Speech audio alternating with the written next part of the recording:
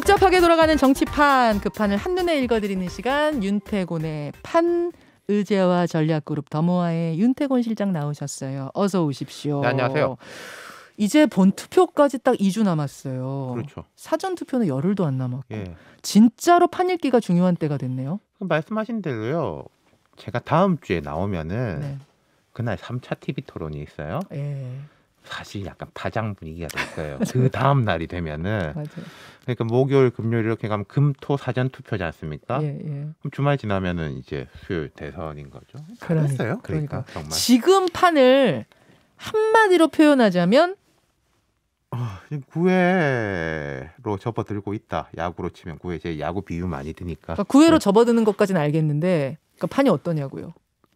그러니까 이제 어떤 팀이 사실 조금 앞서고 있는데 뒤처지는 팀이 뭐 이거 승부를 포기할 정도는 아닌 거고 뭐 마지막에 이제 뭐 한 번에 큰 이제 공격 혹은 상대방의 큰 실수가 있으면은 또 뒤집을 수 있는 뭐 그런 상황인 것 같습니다. 압도적 우세가 여전히 가려지지 않은 상황에서 네. 9회 말이 되다 보니까 유세 현장의 열기도 엄청 뜨거워요. 그렇죠.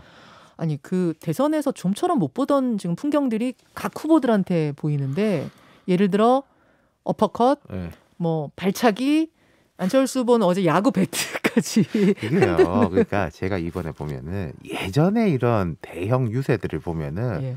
앞에 말하자면 조금 바람 잡는 사람들이 나와요. 아. 뭐 연예인이 나오는 경우도 있고 각 당에서 이렇게 좀 언변이 되게 뛰어난 분들이 있지 않습니까? 있죠, 그런 있죠. 분들이 이제 분위기를 쫙 고조시켜 놓으면은 네. 후보가 마지막에 나와가지고 결정타를 날리는데 네. 제가 최근에 유세를 보면은 네. 후보들이 바람도 잡고 연설도 자기가 하고 예, 북치고 장구치고 마무리까지 다. 그렇죠. 후보들이 그 다 하는 느낌이요. 뭐 어퍼컷도 하고 격파도 하고 어제는 이제 야구방망이로 스윙도 하고 그런 식 이게 또 코로나 선거의 한 진풍경이 아닐까. 아무래도 사람들이 많이 다니기가 예. 어려운 것들이 있지 않습니까? 그렇죠. 예, 그런 것가 포함되는 것 같아요. 이목을 더 잡아야 하다 보니까 이제 이런 액션 경쟁까지 네. 벌어졌다고 그러니까 뭐 보시면 일각에서는 뭐 이번 후보 수준들이 과거에 비해서 떨어진다 이런 이야기도 있는데 뭐 그런 면도 있겠지만은 제가 또 어떻게 볼 때는 이제는 대선 후보가 정말 만능이 돼야 되는 게 있어요. 정치인들이 과거에는 전공 과목 이 사람은 정책통이다. 네. 뭐 이 사람은 무슨 통이다 이랬는데 이제는 두루 다 잘해야 돼요. 3D 업종이라고 누가 그러니까요. 얘기할 네, 정도로 어렵죠, 다 잘해야 돼요. 사람들이. 자, 유세 현장 퍼포먼스는 그렇고 유세 코스 살펴보겠습니다. 어제 이재명 후보는 인천에서 출발해서 수도권 공략했고요. 윤석열 후보는 충남에서 출발해서 호남으로 가는 일정 잡았고 수도권의 민주당, 호남의 국민의힘 이 코스, 이 일정에서 보이는 어떤 막판 선거 전략도 있습니까? 이준석 국민의힘 대표가 얼마 전에 이제 자기 페이스북에다가 망치와 모루 딱 그렇게 되게 짧게 썼었어요. 예, 망치와 모루 전략이라는 게 있어요. 되게 전통적인 전략이고 뭐 알렉산더 대왕부터 인천 상륙 작전까지 다 망치와 모루라고 하는데 모루 우리가 이제 대장장이가 모루 위에다가 이제 뭐 쇠를 올려놓고 망치로 이제 막 때리지 않습니까? 네네. 그래서 물건을 만들잖아요. 그렇죠. 거기서 나온 건데 말하자면은 모루는 각 진영의 총력이 이렇게 결집해가지고 막 밀고 당기기를 하는 거고 그 위에 이제 망치가 옆으로 돌거나 해서 모루 위에다 두고 때리는 거예요. 이게 지금 그러면은 국민의힘이 왜 망치와 모루라고 했냐면 제가 볼 땐 이렇습니다. 수도권이 모루예요. 전반적으로. 수도권이 이제 팽팽하게 맞서고 또 크게 밀리지 않는다. 망치를 우회해서 호남을 때린다. 오히려 약한 곳을 그렇죠. 집중 상대가 공략한다. 생각하지 못하는 걸. 이게 과거에 뒤집어 보면요. 민주당의 승리 방정식이었습니다. 뭐냐면요. 민주당이 이제 이길 때는 수도권에서 우위를 점하고 대신에 망치를 들고 PK 지역을 때리는 그랬죠. 거예요. 부산 내려갔죠. 노무현 네, 대통령, 맞아요. 문재인 대통령 맞아요. 등 하면서 PK 지역에 점점 이 득표율 같은 게 올라왔지 않습니까? 지금 맞습니다. 국회의원도 꽤 많아지고 그게 민주당의 승리 방정식이었는데 지금 국민의힘이 그걸 싹 뒤집어가지고 그러네요. 그만큼 그러면은 민주당이 수도권 공략하는 이유도 같은 그렇죠. 맥락이겠네요. 민주당 입장에서는 이 모루 수도권에서 밀리면 안 되겠다 싶어가지고 수도권에 지금 이제 집결을 하는 모양 되죠. 이재명 후보 최근 며칠 보면은 이제 수도권에서 약간 뭐 거점 도시들이라고 할까 뭐 안양이라든지 부천이라든지 그런 곳들이 이제 인구가 한 7, 80만이 되는 거거든요. 네. 그런 부분 또 경기도는 이재명 후보가 직전까지 경기지사였지 않습니까? 그렇죠. 그전에 성남시장이었고 그러니까 여기서 밀리면은 뭐 호남이고 PK이고 다 밀린다. 여기서 우위를 점하면은 다른 지역은 따라올 수 있다. 이런 판단이기 때문에 총력을 붓는 거고 국민의힘 입장에서는 우리 수도권 괜찮다. 그렇기 때문에 호남을 치면은 그 상대도 호남에 대해서 자꾸 신경이 쓰여가지고 전략을 분산시켜야 될 거지 않습니까? 신경이 쓰인다. 그렇죠. 자꾸 우리 전통적인 그럼요. 지지층 가서 뭐 하는 거야? 이제 이런 네. 조바심이 든다는 거죠. 그렇게 전략적으로 지금 양쪽을 공략하고 있다는 이야기. 국민의힘이 선거 초중반까지도 내홍에 시달렸었는데 최근에는 유승민 전 대표까지 원팀으로 합류 선언을 그렇죠. 했어요. 반면에 민주당은 지금 선거 막판에 원팀 이슈가 다시 불거지는 양상을 보입니다. 네, 그러니까 이낙연 총리 비서실장이었고 그 캠프 때 공보단장이었던 분이 이제 윤석열 후보 지지 선언을 했죠. 정운현 전 비서실장인데 네. 이분은 경선 때요. 사실은 실무 책임자급이었어요. 그렇죠. 섭외하려면 다 이분 통해야 됐었어요.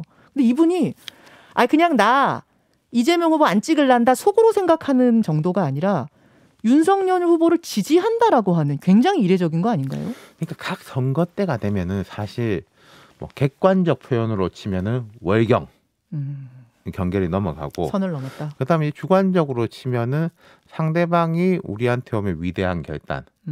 우리 편이 상대방이 가면은 변절. 뭐 이렇게 되는 거지 않습니까? 그렇죠. 이런 경우들이 뭐 비일비재하긴 해요. 예, 예. 하지만 이제 막판에 이제 정운현 전 비서실장 정도 되는 분이면은 그 존재감이 그렇죠. 있는 거죠. 그러니까요. 예. 그런 게 이제 뭐 어떤 대세론 형성으로 가는 것도 있고. 저는 궁금한 게 그러니까 이 개인의 어떤 돌출 행동, 그러니까 돌발 행동인 건지 아니면 일부 세력의 행동을 대변하는 어떤 상징적인 행동으로까지 이걸 볼 수 있는 건지. 그러니까 이거는 사실 결과론으로 볼 수밖에 없습니다. 그러니까 나중에 봤을 때 결국 저게 신호였구나라고 할 수도 있고 아니면은 그냥 뭐 한 명이 개인의 그렇게 돌출 행동. 했구나로 볼 수 있는데 제가 하나 지적하고 싶은 건 있어요. 이 정운현 전 비서실장의 문제가 아니라 민주당 입장에서는 이낙연 총괄 선대위원장한테 좀 더 힘과 권위를 왜 싣지 않는가. 되게 삼고초려해가지고 모셔가지고 오고 그다음 이낙연 총괄 선대위원장이 뭐 제가 이제 조금 요즘 이제 외로워 보인다라는 게 의원들한테 SNS 자제해라. 뭐 별로 통하는 것 같지가 않아요.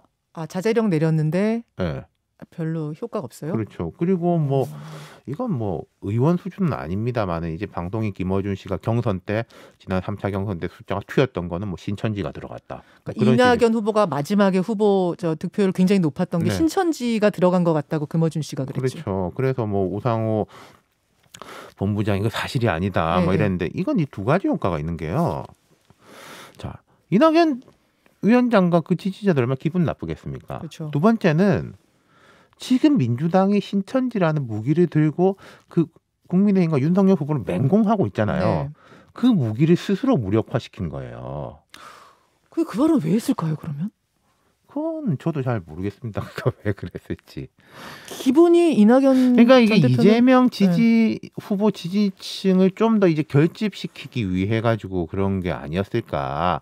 과거에 그때 그건 살짝 튄 거고 우리의 주류는 원래 쭉 이재명이었다. 이런 말을 제가 선회하자면은 강조하려고 그 말을 하다가. 하고 싶어 한 것 같은데 실제 효과는 제가 말씀드린 두 가지 효과가 나타나는 거죠. 알겠습니다. 불과 2주 남은 상황 변수들 한번 체크해 보겠습니다. 변수일까 아닐까? yes or no로 대답해 주세요. 첫째, 대장동 이슈. 잠깐 사그라드는 듯 하다가 TV 토론을 중심으로 해서 다시 불거지는 느낌. 변수가 될까요? 안 될까요? 제가 이제 yes or no를 참 싫어하는데 이건 그냥 쭉 가는 거예요. 제가 말씀드린 제 기준에서 변수라는 거는 우리가 알지 못하는 게 튀어나오는 거. 그때 말씀드린 이제 뭐 베이징 올림픽 때 반중 정서, 지금 우크라이나 사태 같은 것도 예컨대 우리하고 거리는 되게 멀리 떨어져 있지만은 에너지 부분이라든지 이런 데 대한 논쟁들을 불러일으킬 수 있지 않습니까? 그렇기 때문에 변수인 거고 뭐 대장동 이슈나 이런 것들은 그냥 쭉 가는 상수인 거죠. 뒤에 단일화 뭐 이런 것도 그럼 쭉 가는 거란 얘기는 이렇게 양쪽에서 막 토론으로 붙어도 지지율에 이것 때문에 어떤 결정적인 영향이 오거나 그러진 여기에서 이제 않는다. 뭔가 새로운 게 결합될 거냐. 아. 아니 그냥 뭐 지금대로 쭉 가느냐. 예. 그 차이인 거죠. 자, 두 번째. 그럼 윤석열 후보의 무속 논란, 부인 주가 조작 논란, 이재명 후보의 옆집 논란, 법카 논란 이런 건요. 다 뭉뚱거려져 있는 거죠. 대장동 이슈하고 하나의 덩어리로 이제는 다가오는 거죠. 그러면 단일화는요? 단일화는 뭐 약간 변수이지 않을까 한데 근데 기억하실 텐데 제가 공식 선거운동 들어가기 직전에 여기 골든타임은 일주일이다 말씀드렸고 그 일주일 사이에 안철수 후보가 먼저 제안을 했다가 먼저 접고 그렇죠.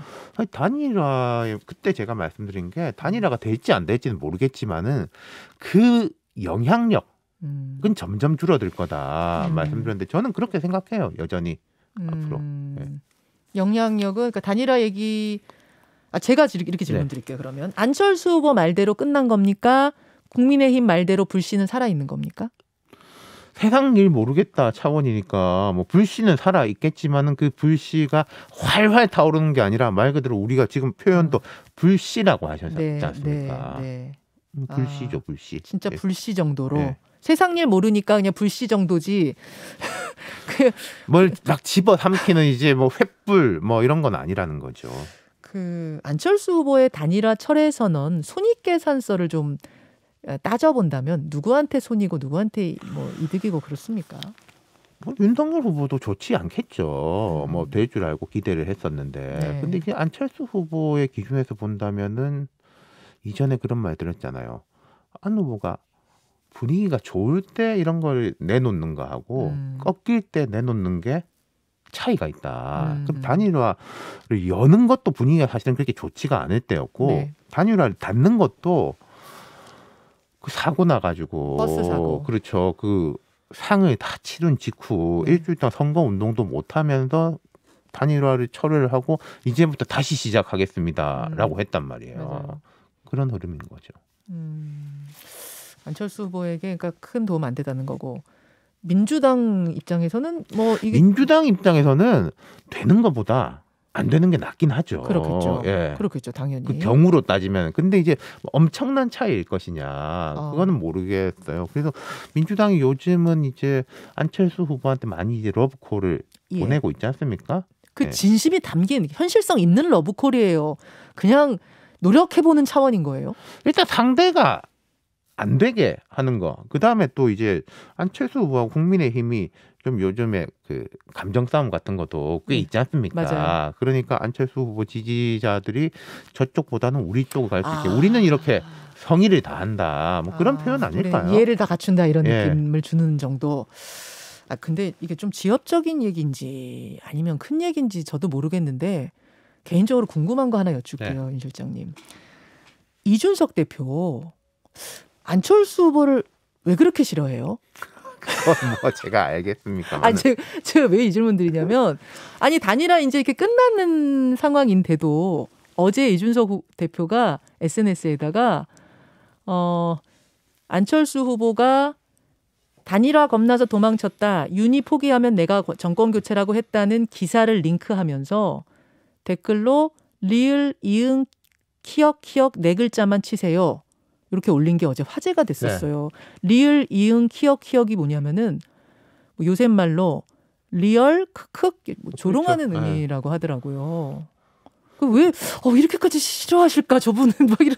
그러니까 안철수 후보가 어제 부산 가가지고 발언이 셌지 않습니까? 그러니까 국민의힘 입장에서 보면은 전 충분히 뭐 반박을 할 수 있다고 봐요. 근데 그런 어떤 정제된 반박이 아니라 저런 식으로 이제 표현을 한 건 두 가지겠죠. 첫 번째는 그 이준석 대표의 초지일관한 전략은 안철수 변수는 줄여 나가야 되는 거지 키워 면 안 된다. 끝까지. 그렇죠. 단일화 끝났다고 하는데도. 네. 그러니까 그러니까 마지막까지 그 안철수 후보의 지지층 중에서 정권 교체층이 있는 거지 않습니까? 그 부분을 끝까지 흡수하기 위해서는 오히려 강한 압박을 하는 것이 낫다라는 판단이겠죠. 뭐 제가 그 옳다 그르다 말할 계제는 아니고. 네, 두 번째는요. 거기다가 근데 이제 이 스타일이라는 것의 문제인데 따지고 보면은 저 이준석 대표가 이재명 후보 페이스북에 글 써도 거기 가서 막 댓글 달고 그렇죠. 뭐 이제 그렇긴 해요. 그러니까 이 새로운 정치 문화라든지 이걸 반영하는 것인데